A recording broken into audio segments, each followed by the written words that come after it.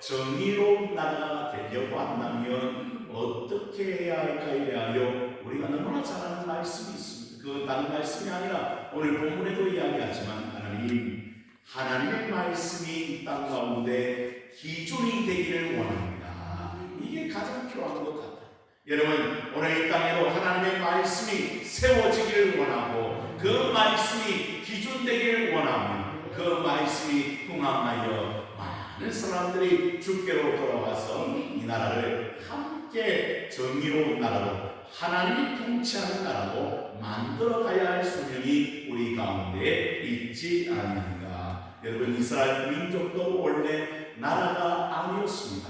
아주 작은 소수의 사람들이 모였지. 그리고 야곱을 통하여 하나님께서 그를 축복하시고 말미암아 이스라엘 되게 하시고 12지파를 주셨습니다. 이제 여러분, 그들이 어느 땅을 나올 때, 애굽 땅을 나올 때에 여러분 장정만 80만 명, 그리고 모든 수다를 사치하면 한 200만 명에서 거의 한 300~400명 될 것 같은 그런 하나님의 은혜를 그들에게 부어주심으로 말미암아 이제 그들이 가나안 땅으로 걸어가는 발걸음 가운데 하나님께서 그들에게 말씀의 기준을 삼아주셨고, 첫 번째는 우리가 보았듯이 10계명의 말씀 10가지 말씀을 주셔서 그 말씀을 기초로 하여 계속적으로 너희는 이렇게 행하면 좋겠다고 하나님께서 그들에게 기준을 삼아주시는 것을 우리는 보게 되십니다. 오늘 본문의 말씀 1절로부터 3절과 그리고 6절로부터 9절의 말씀은 다른 말씀이 아니라 공정한 재판을 하면 좋겠다. 여러분 물어요. 그 당시 재판장은 누가 재판장을 합니까? 제사장들이 재판관이 됩니다.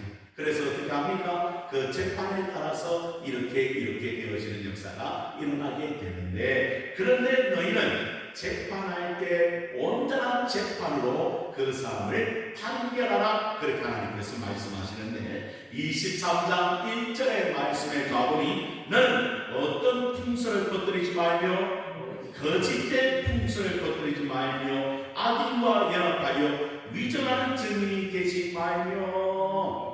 여러분, 재판을 하는데 어떤 풍설이 있습니까? 거짓된 풍설이 있는데 거짓말을 해서 어떻게 한다는 거예요?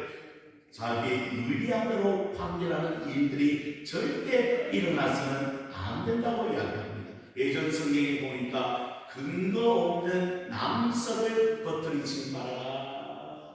그리고 또한 누구와 연합하여? 악인과 연합하여 뭐하지 마라? 위정하지 마라. 요즘에도 위정하면 어떻게 됩니까? 법대로 판결을 받잖아요. 그래서 항상 정의는 선서합니다. 먼저. 그렇죠? 뭘 선서합니까? 절대 이곳에서 거짓말하지 않고 진실하게 내가 본 바대로 내가 그렇게 지키고 바로 다 행하기를 원합니다. 먼저 선서합니다. 그래서 여러분, 이 거짓된 풍설과 위증으로 인하여 가장 손해를 봤던 사람이 한 명 있습니다. 그 사람이 누굽니까? 예수님이시에요. 예수님이 공정한 재판을 받았습니까? 아니요. 여러분, 바리새인들과 사두개인들이 시장의 잡배들을 모아서 거짓 증언을 하게 합니다. 이 사람이 이렇게 했다, 저 사람이 저렇게 했다, 여론을 조작했습니다. 그리고는 나중에는 어떻게 합니까? 그 사람들이 뭉쳐서 누구를 못 박으라고요? 예수님을 못 박으라고. 그렇게 소리치는 무리로 바뀌어진 것을 우리는 보게 되지요. 여러분, 하나님께서 거짓된 풍설을 퍼뜨리거나 위정하는 자들은 악인과 함께 잘못되었다고 말하는 것을 우리는 들어야 되지 않겠는가. 그래서 우리 주님께서도 한 명으로 증인을 삼아라? 아니, 2명 이상 증인으로 삼고 그래서 공의롭게 재판하라고 우리 주님께서도 말씀하신 것을 듣지요. 더 나아가 이야기합니다. 2절의 말씀에도 다수를 따라 악을 행하지 말며 송사의 다수를 따라 부당한 증언을 하지 말며. 여러분, 우리는 민주주의 원칙이라고 해서 어떤 원칙이 있습니까? 다수결의 원칙이 있습니다. 근데 성경 말하기를 다수를 따라서도 안 된다고 말하고 있습니다. 왜냐하면 다수가 악한 일을 할 수도 있기 때문이죠. 그래서 제사장은요, 큰 책임이 있습니다. 그래서 함부로 판단해서는 안 된다는 사실을 주님께서 말씀해 주고 있는 것이죠. 그래서 제사장이 가장 요구되는 것이 바로 말씀을 기준한 지혜가 제사장 가운데 있어야 그 모든 일을 판단할 수 있다는 사실을 알게 됩니다. 이번 주도 여러분 제가 임시노예가 있어 다녀왔습니다. 여러분 어제였습니다. 임시노예를 왜 할까요? 여러분 교회 안에 문제가 발견되었기 때문에 그 문제를 교회 안에서 풀 수 없기 때문에 어디로 올라오는 거예요? 노예의 상점에서 이제 모든 목사님과 장로님들이 모여서 이런 하는데 어떻게 하면 좋겠냐고 지혜를 함께 모아서 결정을 하게 된 것입니다. 여러분 교회가 안타깝게 어려움이 되었습니다. 여러 가지 지혜를 모았습니다. 그러나 결국에 그 교회는 폐쇄하기로 결정이 났습니다.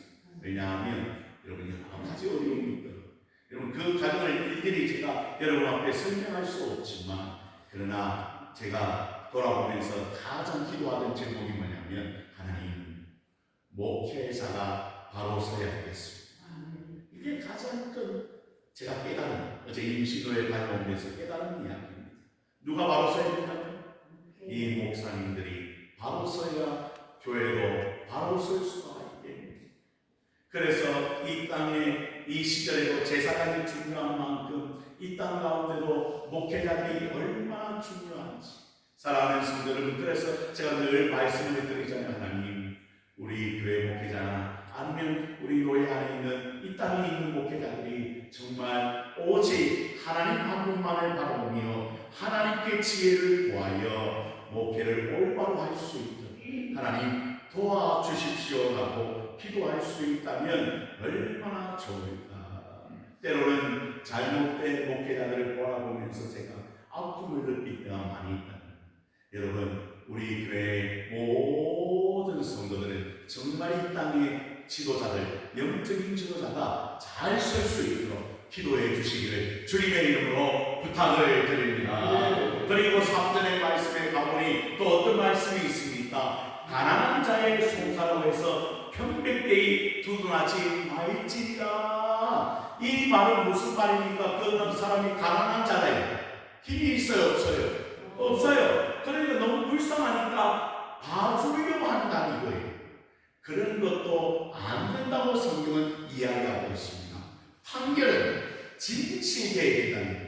거짓이 없이 판결하고 그 사람에게 이러이러한 이유가 있기 때문에 그 판결이 옳아졌을 때 나라가 온전히 설 수 있다는 사실을 성경은 말씀해 주고 있는 것이죠. 이제 여러분 6절로부터 9절의 말씀을 보십시오. 또 이야기합니다. 6절에 너는 가난한 자의 송사하고 정의를 굳게하지 말며 아무리 가난한 자라고 할지라도 온전한 재판으로 하나님께 영광을 돌리라고 주님께서 말씀하시는 것을 듣지. 그래서 여러분 오늘도 하나님께서 주시는 그 은혜를 우리가 누릴 수 있다고 한다면 여러분 가난한 자라고 해서 편백히 두둔해서도 안 되고 또 어떻게 함부로 대해서도 안 된다고 하나님께서 말씀하고 있는 것이죠. 다시 말씀드리면 약자라고 해서 재판에 앞서 모든 것을 여러분 다 이 재판관이 아무 때나 해서는 안 된다고 하나님께서 말씀하시는 것을 듣습니다. 더 나아가 이야기합니다. 또 이야기합니다. 7절의 말씀에 무슨 일을 멀리하며 거짓 일을 멀리하며 무죄한 자와 의로운 자를 죽이지 말라. 나는 악인을 의롭다 하지 아니하겠노라. 그러니 여러분 그 당시에 의로운 자나 무죄한 자가 여러분 함부로 재판함으로 말미암아 억울한 일이 생기지 아니하도록 하나님께서 함께 하시는 그런 재판관, 재판장이 되라고 하나님께서 말씀해 주시는 것을 우리는 듣습니다. 사랑하는 성도 여러분, 더 중요한 것은 8절의 말씀입니다. 너는 뭘 받지 말라. 이게 중요해요. 재판에서 가장 중요한 것, 뭐 받지 말라? 여러분 물어요. 뇌물이 뭐예요? 뇌물이. 그렇죠. 우리말로 하면 뒷돈인데 여러분 살짝 건네는 거 아니겠어요? 난 모르게. 요즘에는 뭐 그런 일이 없겠지만 국회의원 차 뒤뜨는 게 뭘 싫어요? 예전에 많이 봤잖아요. 사과 박스를 싫어. 왜 싫습니까? 그 안에 돈이 있기 때문이죠. 그리고는 뭐 하고 있습니까? 잘 좀 봐주십시오. 줄을 이어요, 줄을 이어. 여러분 국회의원뿐만 아닙니다. 군의원도 마찬가지고 줄을 이을 때가 많았어요. 요즘에 많이 줄어들었는데요. 그런 일이 일어나면 결국 어떤 일이 일어난다는 거예요? 여러분 악인이 득세하는 사회나 나라가 될 수 있다는 사실을 성경은 우리에게 가르쳐 주고 있는 것이죠. 그래서 절대 재판을 뇌물을 받지 마요. 오직 공의롭게 하나님의 뜻에 따라 재판하는 그런 역사가 일어나야 할 것이라고 주님은 우리에게 말씀해 주고 있어요. 이걸 우리가 알아요. 우리는 이렇게 생각할 수도 있습니다. 아니 목사님이 저는요 재판장이 아니고 지도자가 아니고 뭐 아무런 권한이 없는데 뭐 저에게 이런 말씀 하십니까? 아니라는 거예요. 여러분 한 사람이요 정의롭게 행하고 하나님 말씀대로 살면 이 땅은 반드시 변화되게 될 줄로 믿으시길 바랍니다. 그런 사람들이 모여 있어야 된다는 거예요. 그런데 만약에 이러한 일들을 책임도 안 지고 말이죠 우리가 건의도 하지 않는다면 어떤 일이 일어나겠습니까? 지금 여러분 오늘 선거를 봐도 그렇잖아요. 여러분 선거에 이상 일들이 많이 일어나잖아요. 그걸 여러분 그냥 두고 봐 있으면 안 된다는 것이죠. 그래서 우리도 탐험서를 내고 또 우리 목사님들 세계에도 그런 일을 하고 있다는 거예요. 왜? 나라가 온전히 서가기를 원하는 것이죠. 어떻게 투표용지가 없을 수 있습니까? 그러니까 이러한 일들이 일어나는 것을 우리가 바라보면서 그냥 있을 게 아니라 물론 하나님 앞에 먼저 기도해야 되겠지만 하나님 이 땅 가운데 정의가 회복될 수 있도록 우리가 예수며 수고하는 것도 얼마나 필요할지 몰라요. 왜 우리가 차별금지법을 반대합니까? 다른 이유가 없습니다. 하나님 이 땅에 하나님의 말씀이 흩어지는 역사가 일어나지 아니하도록 우리 교회와 우리 목사님들이 앞장서서 그 법은 절대 안 된다고 말하고 있는 미국 벌써 여러분 휩쓸고 있어요. 동성애. 그러니까 그 땅이 원래 기독교 국가잖아요. 그런데 그게 무너지고 있다. 우리나라만큼은 끝까지 그걸 우리가 지켜내야 하는 그런 책임이 우리에게 있다는 사실을 우리는 알고 최선을 다해야 된다. 주님께서 또 말씀하십니다. 9절의 말씀을 함께 읽어보십시다. 9절입니다. 시작. 너는 이방 나그네를 압제하지 말라. 너희가 애굽 땅에서 나그네 되었었은즉 나그네의 사랑을 아느니라. 무슨 말입니까 여러분? 이스라엘 민족에게도 나그네가 있다는 거예요. 그냥 흘러들어오는 객이 있다는 거예요. 그 사람들을 함부로 대우하지 말라. 너희도 원래 어느 나라에서 애굽 땅에 있어 나그네가 되지 않느냐? 진실로 애굽 땅은 그들의 땅이 아니었잖아. 잠시 머무는 땅이었다는 사실을 우리는 알잖아. 오늘 이 시대의 성도들에게도 말합니다. 너희도 나그네 인생이 아니냐? 여러분이 물어요. 우리의 본향에 도착했습니까? 아직 멀었습니다. 그리고 우리는 나중에 그 본향으로 올라가게 될 것입니다. 그러니까 우리도 나그네 인생이잖아요. 그러니까 나그네를 잘 대접하는 그런 역사가 일어나야 되지 않겠는가. 이런 실제적인 일을 들은 적이 있습니다. 어떤 부흥사 목사님이 요즘에도 쇼츠에도 나오는데 여러분 그 부흥사 목사님이 거짓골을 하고 그 교회에 한번 들어가 봤다는 거예요. 어떻게 하는가. 그래서 이제 거짓골 냄새도 나고 거짓골로 해서 들어가니까 여러분 그 안내하는 분들이요. 오늘 우리 교회에 뭐 하기 때문에 부흥회가 있기 때문에 오늘은 어쩔 수 없이 좀 나가주세요. 그래서 끝까지 그 목사님이 저도 배도 고프고 또 돈도 없고 그래서 좀 이렇게 먹을 것도 구하고 싶습니다. 그랬더니 막 그 성도들이 막 난리를 치는 거예요. 왜? 냄새도 나고 옷도 허름하고 그러니까 어떻게 합니까? 빨리 나가라고 그렇게 소리를 치는 거예요.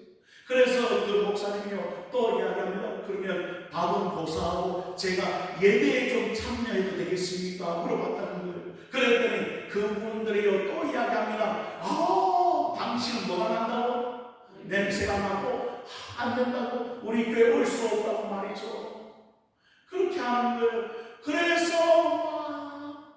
실강의를 하고 나는 들어가겠다고 못 들어오겠다고 막 난리가 나는 거예요. 그런데 옆에 있던 그 부흥회를 주최하는 목사님들이 보니까 어디서 많이 본 분이었어요. 보니까 누구예요? 부흥 강사님인 거예요. 아니 목사님 왜 이런 꼴로 어떻게 된 것입니까? 그러면 그 목사님이 그 거지 옷을 입고 강단에 섰어요. 그리고 선포한 뭐라고 선포한지 아세요? 여러분 교회의 문턱이 너무나 높습니다. 제가 이렇게 거짓된 걸로 속여서 여러분 앞에 섰지만 비록 냄새가 나고 거짓 같은 모양이라도 교회는 문턱이 좀 낮아야 되지 않겠습니까? 그리고 이야기합니다. 나그네를 잘 대접하는 교회가 하나님이 원하시는 교회가 아니겠습니까?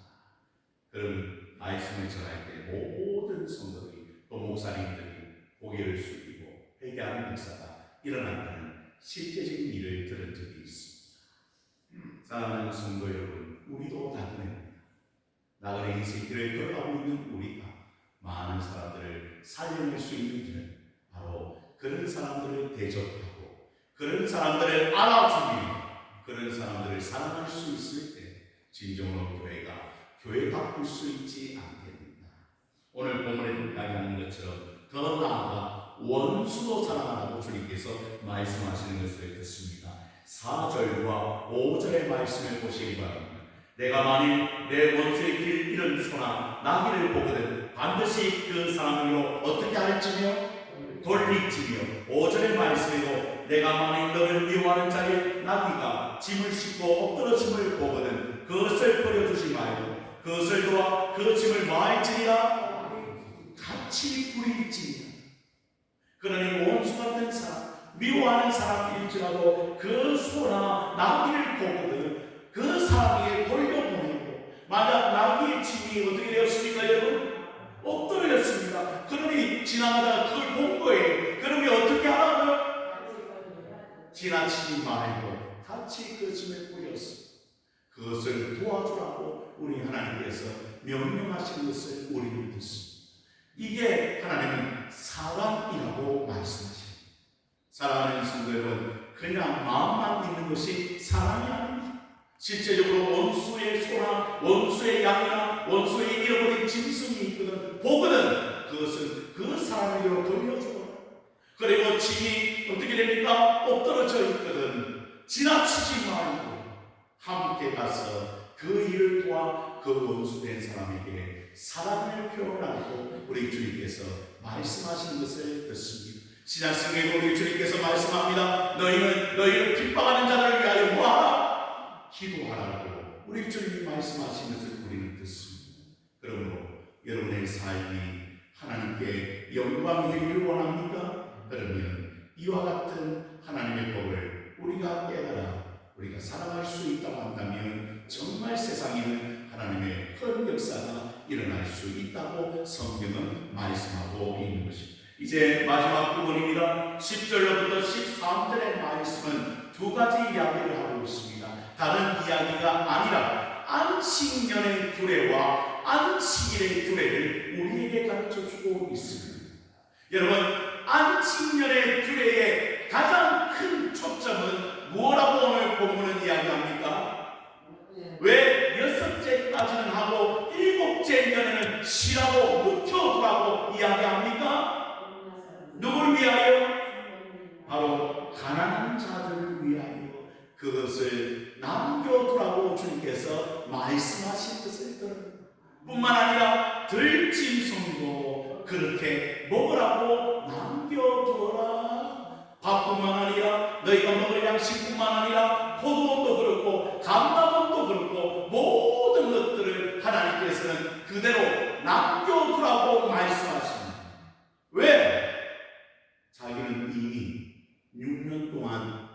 복이 있어요, 없어요? 있잖아요. 그것으로 충분하기 때문에 일곱째 년에는 어떻게 그 밭을 갈지 말고 그대로 묵혀두었어. 그것이 누구의 것이 되도록?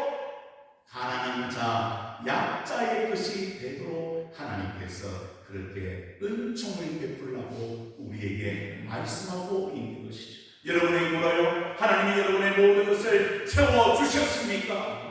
하나님께서 풍성하게 인도해 주셨습니까? 그런데 묻습니다. 나만 배부르기 위하여?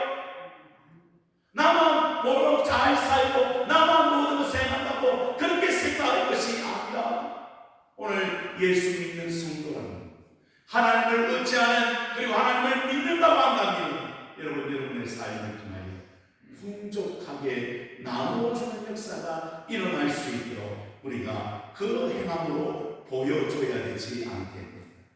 여러분, 저는 그래서 제가 어릴 때부터 말씀을 드렸습니다. 우리 교회는 나누는 교회가 되기를 원합니다. 여러분, 제가 어릴 때에도 우리 교회가 재정이 좋지 않았습니다. 어려웠습니다, 우리 교회. 그래서 어떤 분들은 아니 우리도 힘든데 우리가 어떻게 나눠줄 수 있겠는가 생각할 수도 있었습니다. 그러나 놀라운 것은 하나님께서 우리가 나누기 시작할 때 그때부터 우리 교회 위에 하나님께서 은혜를 풍성하게 내리시도록 하나님께서 재정이 부족하지 않도록 하나님이 인도하신 것을 우리는 간증거리고 삼고 있습니다. 사랑하는 성도 여러분, 그러니 나누는 자가 복된 역사가 일어나는 줄로 믿으시기를 바랍니다. 그래서 그게 안식년이 되는 겁니다. 그냥 하나님께서 그 7년을 안식하라고 이야기한 것이 아니라 그것을 통하여 나누며 베푸는 역사가 너희 땅 가운데 일어나 더 풍성한 역사가 있기를 바랍니다. 하나님의 뜻이 있음을 우리는 보게 됩니다. 뿐만 아니라 왜 안식일을 주라고 이야기하고 있습니까, 여러분?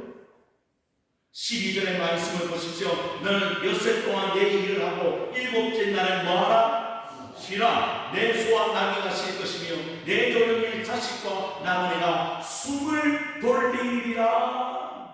물론 안식일은 주님의 날입니다. 그러나 더 중요한 것은 누가 쉴 수 있다는 거예요. 지금 본인도 쉬지만 본인 집에 있는 누구도 쉴 수 있습니까? 짐승도 쉴 수 있고 여종의 자식도 쉴 수 있고 남매도 쉴 수 있기 때문에 그날을 하나님께서 우리에게 주셨다고 말씀해 주고 있는 것이죠. 너희만 안식하는 것이 아니라 너희가 거느리고 있는 종들도 너희가 거느리고 있는 짐승들도 너 때문에 안식할 수 있지 않겠느냐.